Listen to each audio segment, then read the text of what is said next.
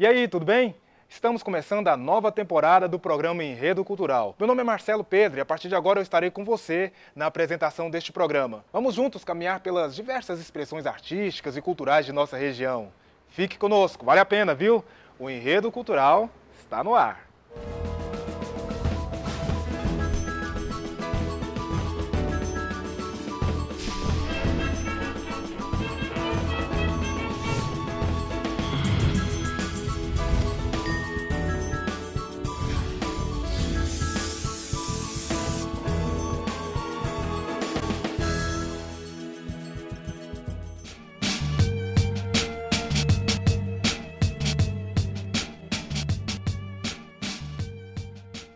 Você já ouviu falar em João Guimarães Rosa? E Marcos Fayad, já ouviu falar também? Então, no episódio de hoje, a gente vai trazer um conto de Guimarães Rosa que está sendo montado no teatro por Marcos Fayad, com quem a gente conversa agora. Tudo bem, Marcos? Tudo bem, Marcelo. Marcos, me diz aí que conto é esse que você está montando, que texto é esse que você está montando? Bom, é uma novela, mais que um conto, é uma novela chamada Cara de Bronze, e que é uma das novelas ou dos contos de um livro maravilhoso, de 1956, chamado Corpo de Baile, o livro. E esse conto é um dos contos menos lidos do João Guimarães Rosa. Ele é produto de uma longa pesquisa do Guimarães Rosa no sertão brasileiro. E eu sou apaixonado por ele desde... Olha, eu tenho até vergonha de dizer, porque quem está nos ouvindo e assistindo não deve nem ter... Eu era mocinho, mas ainda bem que eu era mocinho. Para revelar a sua idade. Mas eu comprei o livro nos anos 70 ainda. E li pela primeira vez, talvez 77, 8, por aí. Eu li, fiquei apaixonado e sempre quis fazer no teatro. Mas a família do Guimarães Rosa impede que você faça qualquer obra dele. É tudo tão caro, tão absurdo, e eles proíbem tudo, que eu nunca pude fazer. Mas eu tentei fazer em 92, eu fiz em 98, aqui em Goiânia, e encenamos quinta, sexta, sábado e domingo. Na segunda, o advogado da família impediu que a gente continuasse. E aí o espetáculo ficou entalado na minha garganta. E você está apaixonado por essa montagem, né? Totalmente. Eu mesmo estou impressionado com o meu prazer de fazer esse texto. Eu estou vindo de muito tempo sem o teatro. Eu fiz um transplante de medula e fiquei sem trabalhar, sem dirigir durante um longo tempo, e agora eu estou muito encantado com a minha volta à vida, né, ao teatro. Sim, é uma energia que estava acumulada nesse tempo. Tava mesmo. E agora, a gente estava vendo ali a maquete já do seu cenário. O que tem de diferente dessa montagem para a montagem que você fez com 4 apresentações? O que a gente pode esperar? Deve ser bem diferente. Eu evoluí um pouco. No mínimo, modifiquei um pouco a minha visão das coisas. Eu acho que hoje eu compreendo muito melhor o texto, dirijo os atores de maneira muito mais profunda. E eu estou acompanhado de 2 remanescentes da primeira versão, que é o Danilo Alencar, que é um excelente ator de teatro, diretor também, né? E o Nilton Mursi, que, na minha opinião, é o melhor ator de teatro em Goiás, eu acho, se bobear no Brasil. Além desses 2 atores aí que já são aí da velha escola, vamos dizer assim, você tem atores que estão começando agora, né? Muitos, acho que todos. Não sei se começando, mas são recém-formados na Escola de Artes Cênicas e com quem eu nunca trabalhei. Para mim é novo. E você tem uma satisfação muito grande em trabalhar com esses novos talentos. Os jovens talentos. Isso, os jovens talentos. Tenho. Eu acho que ator sem cara... A gente está tão acostumado com essa mediocridade das caras na televisão se revezarem nas personagens. Muda uma cor de cabelo para uma novela, aí a outra muda... O outro muda a costeleta para outra, né? Eu tenho muito prazer quando os atores são jovens, desconhecidos, não têm uma cara marcada pela TV, portanto, podem interpretar personagens com muito mais profundidade. Pode se entregar mais, né? gosto muito. E por que as pessoas, na sua opinião, por que elas precisam ir ao teatro para assistir esse espetáculo? Porque a vida tá muito sem graça, muito medíocre, né, Marcelo? Tá tudo muito chato, a música é medíocre, a literatura tá uma bobagem, o teatro uma outra bobagem. As pessoas... Outro dia eu vi uma declaração de uma atriz, eu acho que foi a Denise Fraga, em que ela estava dizendo que nós estamos vivendo a ditadura da comédia. E eu acho uma chatice. As pessoas só querem ir ao teatro para rir. Mesmo quando não é para rir, elas riem. Porque parece que ir para o teatro é para desopilar o fígado. Vai procurar outra coisa para fazer. Porque o teatro é para refletir, né? Para você ponderar sobre a vida, se ver no palco. E esse texto, inclusive, Tem tudo. esse texto, inclusive, ele traz essa mensagem, né? Ele conta a história de um dono de uma fazenda que manda um vaqueiro ir buscar a poesia que ele ficou sem viver durante 40 anos. É essa mensagem, é isso que as pessoas precisam hoje, talvez? Eu acho que as pessoas precisam de ver coisa bonita, porque também ninguém sai de casa para ir ver uma porcaria, uma má produção, um texto ruim, ninguém quer. Você sai de casa, estaciona o carro, corre risco, paga ingresso, vá ao teatro para ver bobagem, ninguém quer, né? E esse texto, ele tem tudo para ser uma sessão de prazer e de respeito à sua inteligência. O fato de eu ter nascido no Nordeste, eu acho que eu trago um pouco da música do Nordeste dentro da minha alma. Isso é uma coisa que é inegável. E pelo fato de eu ser guitarrista, eu acho que a música nordestina, eu não poderia fugir dessas raízes, principalmente por causa dos trios elétricos, que eu fui criado ouvindo o trio elétrico. Então, que é uma parte mais da Bahia, digamos assim. Mas é uma coisa meio que inegável dando o meu trabalho, né? Eu acho que, inclusive, o que fortificou muito a minha marca no Brasil foi levar a guitarra para tocar de um jeito nordestino, consequentemente de um jeito brasileiro, né, que me levou aos grandes lugares do mundo. É o fogo de Deus, né? Acho que Deus está presente na minha vida desde quando eu fugi de casa, aos 17 anos. E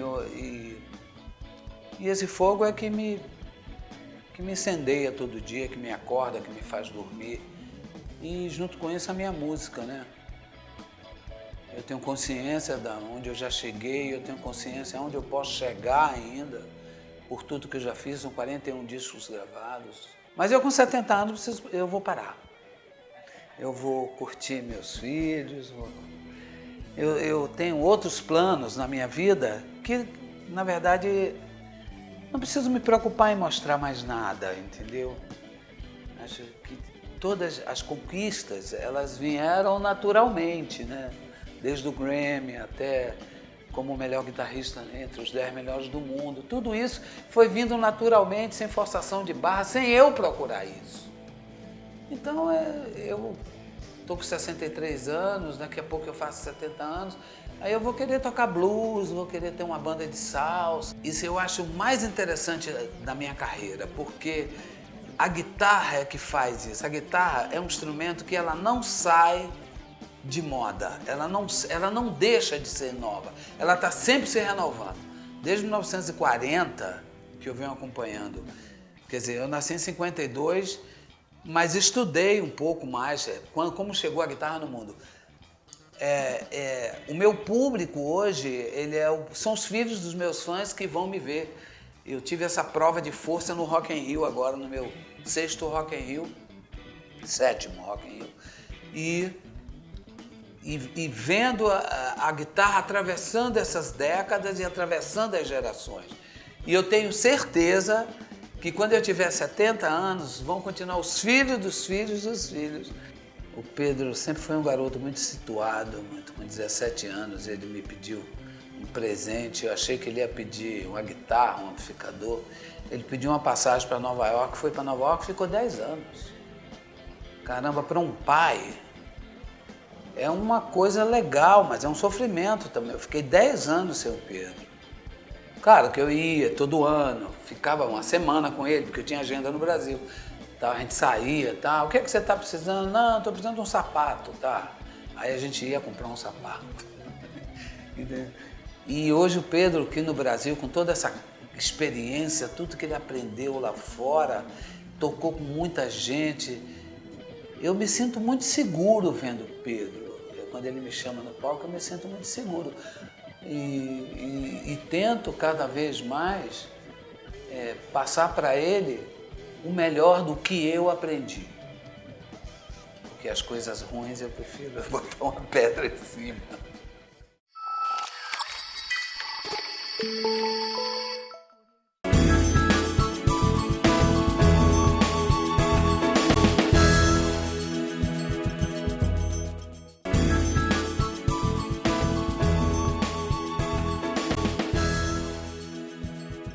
Como o nosso bate-papo é sobre teatro, nós circulamos com o UFG na cidade e viemos aqui, no Centro Cultural da UFG. Em março aconteceu a apresentação do espetáculo primeiro como tragédia, depois como farsa.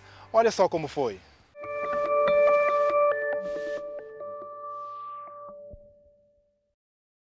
É uma peça de teatro político. A gente está fazendo essa pesquisa já faz mais ou menos um ano, em torno de uma série de diretores de teatro que já lidaram com essa questão política.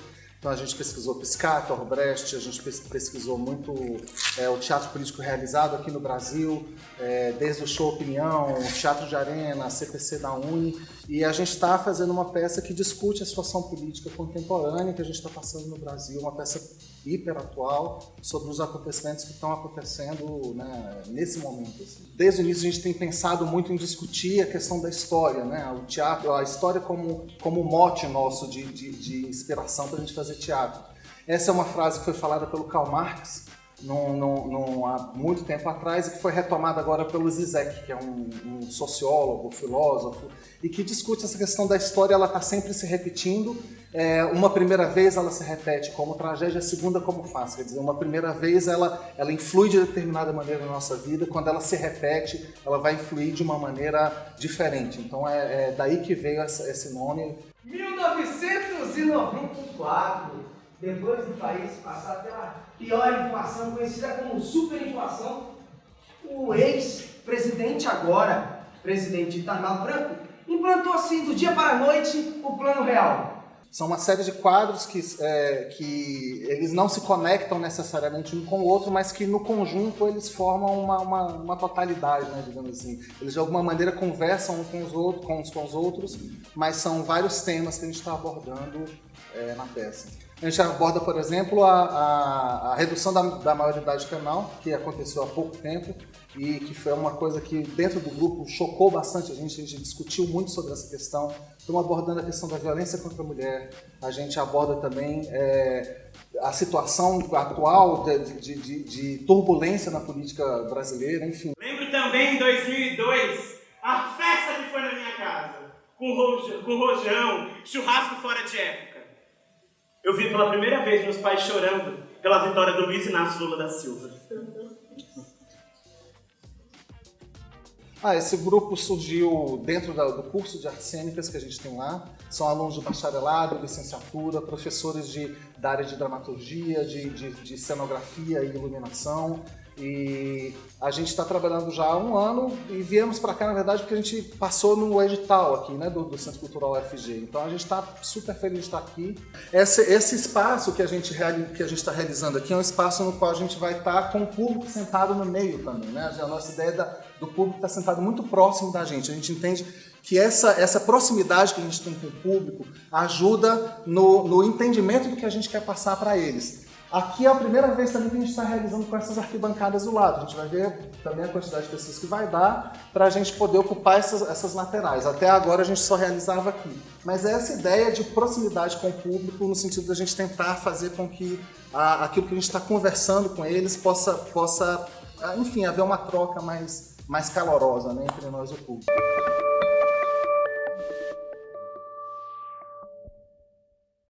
Oi, meu nome é Fabrício Cordeiro e vou falar do cinema de Quentin Tarantino.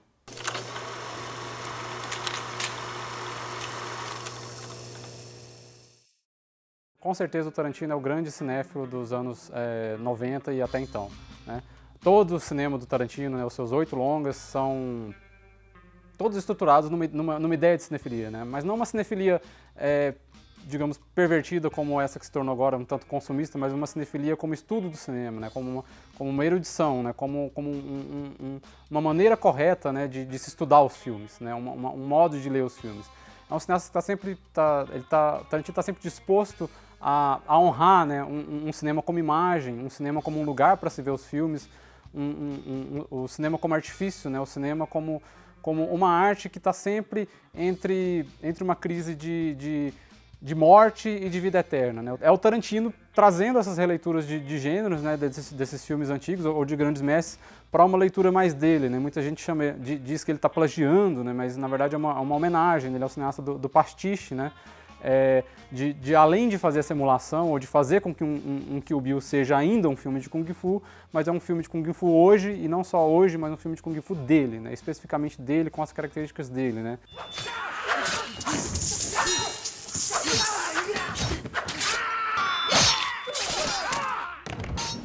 Faz mais no sentido de ser pop e ser cool, né? O Tarantino, isso é muito valorizado no maneirismo dele, né? Que é um pouco diferente do maneirismo do Scorsese.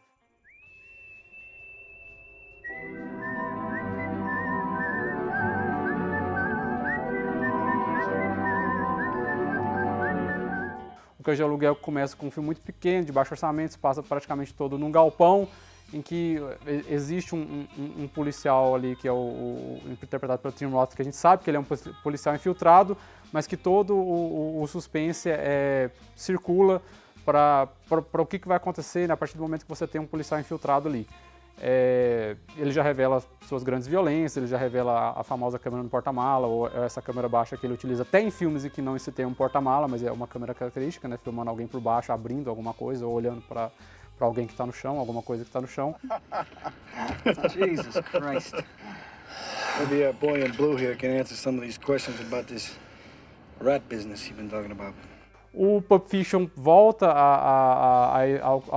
ao filme de crime urbano um pouco mais livre, né, um pouco mais celebrando, né, um filme um pouco mais alegre e que já dá essa dica de morte e vida eterna, né? O Tarantino faz uma famosa, na montagem, né, os personagens morrem, né, o Samuel Jackson e o John Travolta, né, eles morrem no filme, que seriam os protagonistas, mas no final, como é um filme não linear, de montagem não linear, o filme termina com eles vivos, né? Então você tem, de um lado, a morte, que de fato acontece ali, como todo filme Tarantino, sempre com muita violência, mas eles terminam o filme eles estão ainda vivos. Pigs sleep and root in shit. That's a filthy animal. I ain't eating nothing ain't got sense enough to disregard its own feces. Bom, outra característica do Tarantino certamente seria as personagens femininas fortes, né? A Uma Thurman seria a grande musa dele, a Pam Grier, né? O Tarantino tem várias de musas, seja como persona cinematográfica, seja como atriz, né? Muita gente dizia que a noiva do Kill Bill era uma personagem masculinizada, né? Quando na verdade ela nunca deixa de ser feminina, né? Ela é noiva e ela é mãe, né? Características que apenas mulheres podem ser, né? É uma personagem de fato mulher, né? Ela nunca é homem, apesar de ser uma mulher de ação, né? Uma mulher de um cinema de Kung Fu. Esse foi o Cinefilia de hoje, com o cinema de Quentin Tarantino. É isso aí.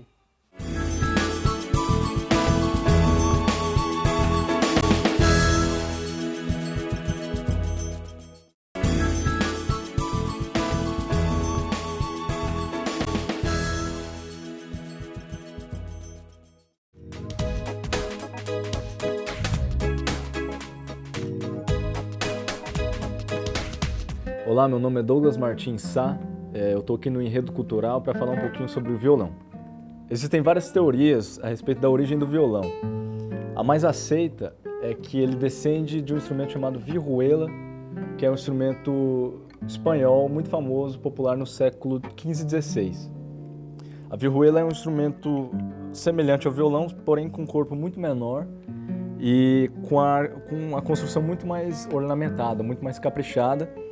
E a afinação era diferente e o número de cordas era diferente também. A vihuela continha 4 cordas duplas. O violão contém 6 cordas simples. A vihuela passou para Portugal com o nome de viola e veio para o Brasil pelos navegadores e sofreu várias transformações, cordas foram acrescentadas. Passou-se um tempo no século XX que a gente tem esse violão moderno que a gente tem.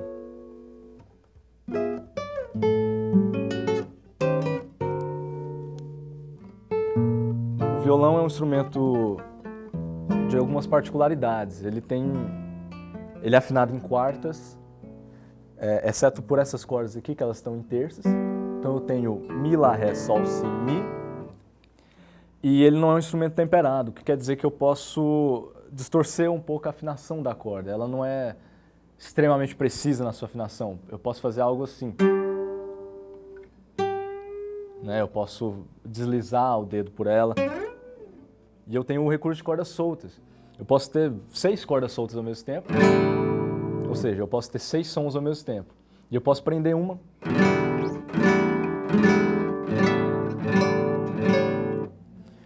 E eu posso também ponteá-las, né? Fazendo o toque à maneira da vihuela de mano. Né? É interessante notar que o violão, no Brasil, ele se adequou às camadas mais pobres da sociedade. Então ele sempre teve um pouco marginalizado, né?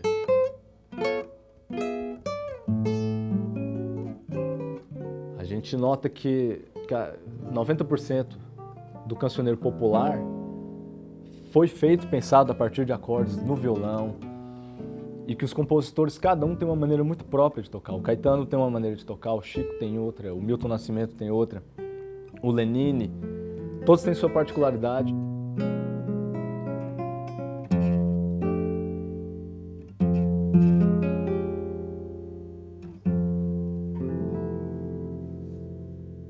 Então é isso, eu vou deixar aqui o enredo cultural, e esse era que eu queria falar sobre o violão.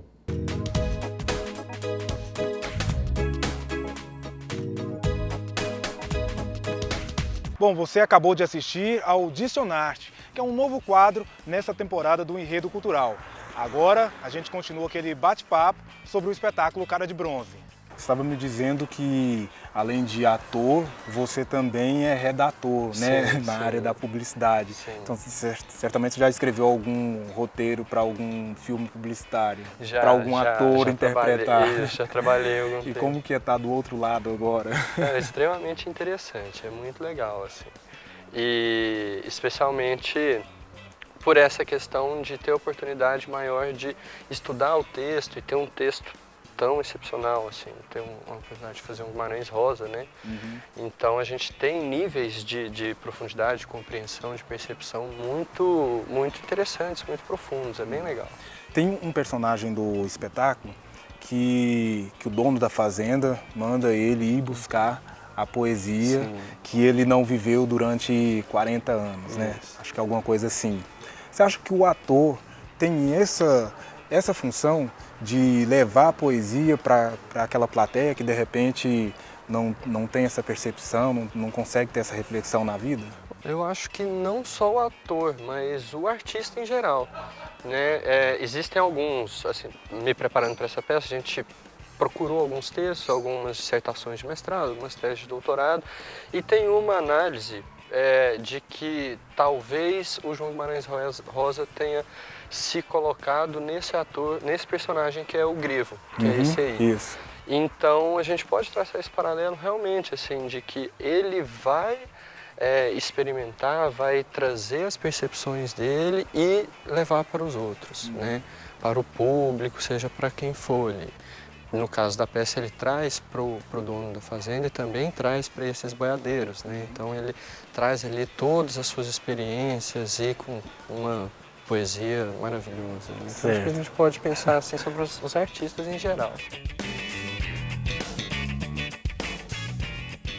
Bom, esse foi o primeiro de 32 episódios que nós teremos nessa temporada de 2016.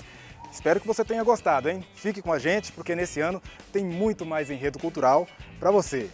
Tchau!